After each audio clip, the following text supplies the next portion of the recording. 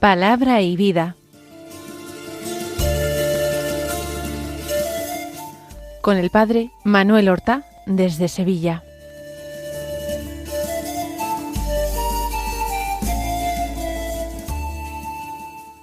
En el nombre del Padre, y del Hijo, y del Espíritu Santo.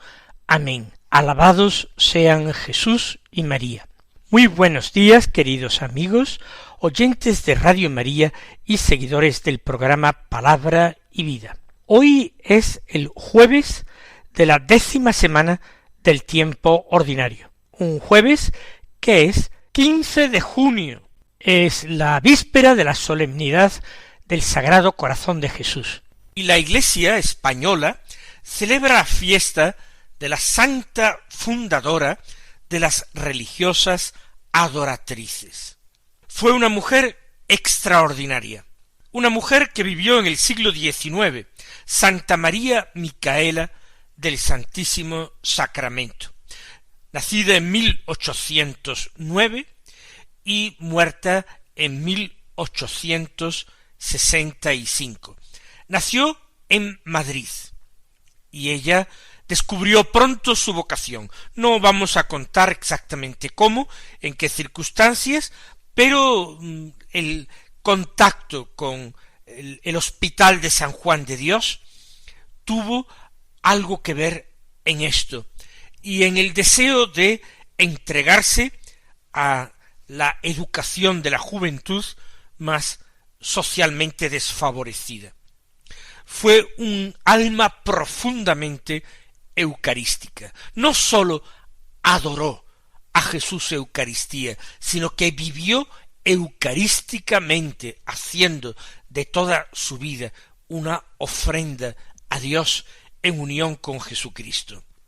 Fundó la congregación religiosa de las adoratrices, esclavas del Santísimo Sacramento y de la caridad, y precisamente murió en Valencia cuando atendía a los enfermos de la epidemia de cólera que se había desencadenado. Murió el 24 de agosto del año 1865, víctima de la caridad. Murió igualmente de una forma eucarística. Pues vamos a escuchar la palabra de Dios que se proclama en la liturgia de la misa de hoy. De nuevo en el capítulo 5 del Evangelio de San Mateo. Hoy leemos los versículos 20 al 26, que dicen así: En aquel tiempo dijo Jesús a sus discípulos: Si vuestra justicia no es mayor que la de los escribas y fariseos, no entraréis en el reino de los cielos. Habéis oído que se dijo a los antiguos: no matarás, y el que mate será reo de juicio. Pero yo os digo, todo el que se deja llevar de la cólera contra su hermano será procesado. Y si uno llama a su hermano imbécil, tendrá que comparecer ante el Sanedrín. Y si lo llama necio, merecerá condena de la gehenna del fuego. Por tanto, si cuando vas a presentar tu ofrenda sobre el altar, te acuerdas allí mismo de que tu hermano tiene quejas contra ti, deja allí tu ofrenda ante el altar y vete primero a reconciliarte con tu hermano, y entonces vuelve a presentar tu ofrenda. Con el que te pone pleito procura arreglarte enseguida, mientras vais todavía de camino, no sea que te entregue al juez y el juez al alguacil y te metan en la cárcel. En verdad te digo que no saldrás de allí hasta que hayas pagado el último céntimo. El contexto de estas enseñanzas ya lo conocemos. Es Jesús que ha subido al monte, a la montaña, allí se ha sentado, sus discípulos le han rodeado porque le han seguido allá donde iba Jesús, aunque fuera un camino cuesta arriba, y todos están pendientes de las palabras de gracia que salen de sus labios, como en otro lugar afirma el Evangelio. Es tan nueva la enseñanza de Jesús, tan fresca, Es tan diferente, tan llena de autoridad, tan llena de rotundidad, que la gente escucha al Señor embelesada. Él sí tiene verdaderamente palabras de vida. Y atrae a todas las gentes, sabios e ignorantes, grandes y pequeños. Atrae también a los pecadores y a aquellos con los que la buena gente de Israel, los justos de Israel, no querrían juntarse para no contaminarse. Ese tema de la justicia, de la santidad, es un tema que Jesús tiene que rectificar profundamente, porque esa justicia, esa santidad, había ido adquiriendo un tinte, un significado puramente legal, hasta coincidir justicia, santidad, con cumplimiento exacto, minucioso, de todas, subrayo, todas las normas de la ley mosaica, y no solamente de las normas dadas en la ley, sino de todas las interpretaciones y aplicaciones que para cada caso concreto daban los escribas, creando un cuerpo doctrinal, o mejor dicho, un cuerpo jurídico de preceptos todavía más grande, por si fuera poco el de la ley, hasta llegar un momento en que era imposible que, excepción hecha de un experto, es decir, de un doctor de la ley, era imposible que un judío cualquiera pudiera conocer todos los preceptos de la ley. Por tanto, era imposible de igual manera cumplirlos. Por eso los fariseos a veces decían de los que no lo eran, estos son unos malditos. Es decir, están condenados, están destinados a la ira de Dios, porque no cumplen toda, y vuelvo a insistir en esto, toda la ley. ¿Cómo lo iban a cumplir? Si ellos no paraban de ampliarla y ampliarla, hasta con preceptos mínimos que suponían una muy dudosa, muy objetable interpretación o desarrollo de la ley. Pues en el Evangelio que hemos escuchado hoy, Jesús comienza dando una primera enseñanza a partir de este tema. Si vuestra justicia no es mayor que la de los escribas y fariseos, no entraréis en el reino de los cielos. ¿Se dan ustedes cuenta de lo terrible de esta afirmación? Porque Jesús está terminando por decir que los escribas y fariseos no van a entrar en el reino de los cielos. Como vosotros no tengáis una justicia, una santidad que esté por encima de la de ellos, vosotros también os terminaréis arruinando, espiritualmente hablando, condenando. No basta seguir con la doctrina de los escribas y fariseos. Es absolutamente insuficiente porque no conduce a la vida, porque no conduce a la amistad con Dios, a la santidad. No entraréis en el reino de los cielos. Es una amenaza, una verdadera amenaza gravísima por parte de Jesús. Esa no puede ser la justicia, la búsqueda de la santidad que deben practicar los que creen en Dios y son discípulos de su Hijo Jesucristo. Entonces, ¿cuál tiene que ser la santidad? ¿Cuál tiene que ser la justicia que hemos de practicar para superar a los doctores fariseos y así poder salvarnos y así poder llegar al reino de los cielos? Pues Jesús va a enseñarlo y va a enseñarlo con toda clase de detalles. También Jesús va a ser hasta cierto punto, no como los fariseos, pero también va a ser minucioso. Va a poner una serie de ejemplos para que mejor se entienda. Habéis oído que se dijo a los antiguos, no matarás, y el que mate será reo de juicio. Pues yo os digo, el que se deja llevar de la cólera contra su hermano será procesado. Jesús habla como si él fuera un nuevo Moisés que estuviera dando una ley nueva. Y realmente es así. Es un nuevo Moisés, aunque infinitamente superior a Moisés, porque él es el sumo sacerdote de una alianza nueva que es eterna, mientras que Moisés recibió una alianza que fue caduca, que tenía plazo para extinguirse.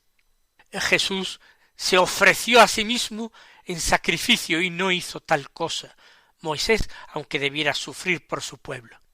Muchos preceptos de Moisés eran temporales, estaban dirigidos sólo al pueblo de Israel, hasta que llegase el Salvador, el Mesías, mientras que las enseñanzas de Jesús, aun las mínimas, tienen una validez eterna en todos los tiempos y universal para todos los lugares, sin que esa pretendida adaptación o inculturación en las distintas culturas implique tocar ni un ápice, ni una tilde o letra de la ley nueva de Cristo. Sí, a los antiguos, en la ley antigua se dijo, no matarás. Y el Señor ya ha dicho, yo no vengo a abolir esta ley, de ninguna manera. Ese precepto que nosotros nombramos o llamamos el quinto mandamiento, no está abolido. Se ha de cumplir, pero tiene que ser llevado a la perfección. Y así lo lleva Jesús a la perfección. El que se deja llevar de la cólera contra su hermano será procesado. Esta es una clave de interpretación de la enseñanza de Jesús y una clave de comprensión de la ley nueva de Cristo. Y es que el Señor no se fija solo en lo de fuera, sino que presta especialísima atención a lo de dentro. Evidentemente esto no lo podía hacer Moisés, ni nadie de los que seguían a Moisés por el desierto. Pero Jesús, el sumo pontífice de la nueva ley, de la nueva alianza, sí que lo hace. Lee el corazón de los hombres, sondea ese corazón humano. ¿Por qué? Porque Él es Dios, porque Él es nuestro Creador, no sólo nuestro Redentor, no sólo nuestro Salvador, es también el Creador del hombre, y Él lee como en un libro abierto en nuestro corazón, y no hay ningún secreto, por oculto que nosotros queramos tener, que no lo conozca Dios. Y aplicando ese principio de la importancia de la interioridad, y no sólo del juicio de las obras exteriores, entonces se entiende, no basta dar muerte a un prójimo, dar muerte de una forma violenta, con armas o de otra manera, no basta, no es suficiente decir esto. La perfección de la ley exige que la sola intención de hacerle daño, el desahogar o dejarse llevar por la cólera contra el hermano, eso ya es merecedor de un castigo y de un grave castigo. Será, dice, procesado quien se deje llevar por la cólera contra su hermano.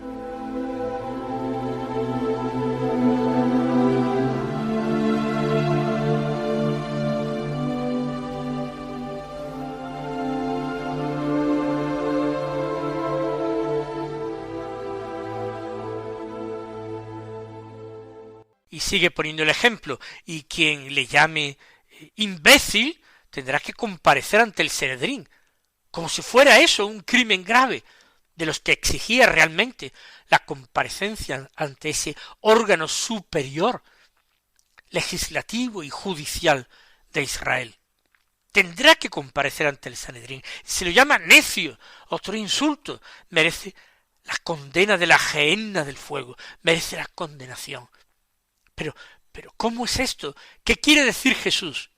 Que no basta con hacer daño físicamente al hermano, no solamente no darle muerte, no solamente no hacerle daño, es que ni siquiera dejarse llevar por la cólera con él, desahogarse, por ejemplo, con insultos, ejemplo que ha puesto Jesús, que ni siquiera implica ningún golpe ni otro perjuicio, no, ya solamente los insultos son un pecado grave contra el amor. Cuando se dicen movidos por la cólera, movidos por el odio, eso merece un juicio y una condena.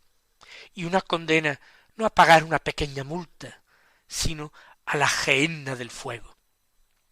La gehenna era una puerta de Jerusalén que daba sobre un valle que era el vertedero de basuras de Jerusalén. Cómo se quemaban estas basuras, el lugar siempre era maloliente, lleno de humo. Allí, como dice Jesús, el gusano no muere y el fuego no se apaga, continuamente había unas u otras porciones en uno u otro lugar de la gehenna ardiendo, mal olor y humo. Pestilencia, por eso se compara en la Escritura con el infierno. Jesús también dirá del infierno que es un lugar donde el fuego no se apaga ni el gusano muere. Lo está comparando con la gehenna de Jerusalén. Pues si lo llama a su hermano necio, merece la gehenna del fuego, merece que lo echen allí, merece ir al infierno. Son palabras muy duras, son palabras verdaderamente fuertes. ¿Hasta qué punto el Señor sitúa en el vértice de todo la ley? Como clave de interpretación y de comprensión de toda la ley, el mandamiento del amor al prójimo. Y el discípulo de Jesús lo tiene que vivir hasta la exigencia que el Señor mismo marcó. Amarás a tu prójimo como yo te he amado a ti. Ya la antigua ley decía amarás a tu prójimo como a ti mismo. Pero Jesús no se queda en eso, va más allá, no sólo como a ti mismo, sino como yo, el Mesías, tu Salvador, te he querido a ti. Y te he querido hasta el sacrificio de mí mismo, hasta el vaciamiento de mi persona, hasta la entrega total en favor de ti. Te he entregado mi oración, mi intercesión eficaz ante el Padre. Te he ofrecido mi vida con todas sus cosas, los tesoros afectivos más grandes, el aceptar desprenderse de su madre, bendita la Virgen María, de sus apóstoles. Él ha aceptado todo, ha consumido el cáliz hasta las heces, por amor a los hombres, y no otra cosa nos pide a nosotros. Por tanto, el perdón será imprescindible para el discípulo de Jesús. Ya hemos visto el grado de exigencia en el amor y el grado de exigencia en el perdón. Sigue diciendo Jesús en el Evangelio: si cuando vas a presentar tu ofrenda sobre el altar, te acuerdas allí mismo de que tu hermano tiene quejas contra ti, deja allí tu ofrenda ante el altar y vete primero a reconciliarte con tu hermano. Y entonces, luego, después, vuelve a presentar tu ofrenda. Para los escribas fariseos, el culto a Dios es lo más importante porque es la expresión del primer mandamiento. Amarás al Señor tu Dios con todo tu corazón, con toda tu alma, con toda tu mente, con todas tus fuerzas. Como el culto divino expresa esto primordialmente y de una forma clara, el ir a llevar ofrendas al templo de Jerusalén es algo importantísimo. Es algo que remite los pecados, que reconcilia con Dios. Pero Jesús dice, si cuando vas de camino a presentar tu ofrenda ante el altar, ya es el momento inmediato antes de presentar tu ofrenda. Si entonces te acuerdas de que ha mediado alguna ofensa con tu hermano, que tu hermano está ofendido contra ti, entonces vale mucho más que tú dejes la ofrenda ante el altar sin ofrecerla y y vete primero a buscar a tu hermano, a reconciliarte con él, a perdonarle de corazón y a pedirle perdón con humildad. Pon toda tu caridad en perdonar sin condiciones. Pon toda tu humildad en suplicar, aunque tú no creas que tengas la culpa, en suplicar el perdón de tu hermano. Y cuando hayas hecho esto, cuando hayas alcanzado la reconciliación, cuando te hayas humillado, cuando hayas vivido de una forma concreta y práctica el amor, entonces vuelve, dice Jesús, vuelve a presentar tu ofrenda entonces. Porque la ofrenda pura no es la que se ofrece de un animal sin mancha, de un animal perfecto, de un animal sano y joven. No, no es la víctima que se ofrece cuando esta víctima es un animal o una cosa como la primicia de los rebaños o el incienso o perfumes ofrendados a Dios. Lo que tiene que ser perfecta es una víctima humana que se ofrece en unión con Jesucristo, que se abaja, que se abate, que se humilla, que se vacía de sí mismo. Ese es el sacrificio perfecto. Ese es el sacrificio que es agradable a Dios. No el animal, sino el corazón humano. No al animal perfecto, sino el corazón humano perfeccionado en el amor. El corazón humano purificado por la gracia. El corazón humano configurado con el corazón de Cristo. Y esto tenemos que decirlo y que repetirlo hoy en esta víspera de la solemnidad del corazón de Jesús. Tenemos que orar diciendo: Sagrado Corazón de Jesús, haz mi corazón semejante al tuyo. Haz mi corazón manso y humilde como el tuyo. Finalmente, el Señor en el último versículo dice: con el que te pone pleito procura arreglarte enseguida, mientras vais todavía de camino, no sea que te entregue al juez, el juez al alguacil, y te metan en la cárcel. ¿Qué quiere decir esto? No se trata de consejos prácticos para cuando uno pues haya sido demandado, acusado ante el tribunal por otro. Mientras vais de camino es mientras vivís en este mundo, el camino de la vida, mientras estáis aquí, que es tiempo de prueba, lugar realmente de examen de amor. Mientras vais de camino, vamos a tratar de amarnos, arreglarnos, perdonarnos, comprendernos, soportarnos. No vaya a ser que caigamos en manos de un juez insobornable, ante el cual nosotros seamos incapaces de satisfacer la deuda hasta el último céntimo. Mis queridos hermanos, que el Señor os colme de sus bendiciones y hasta mañana si Dios quiere.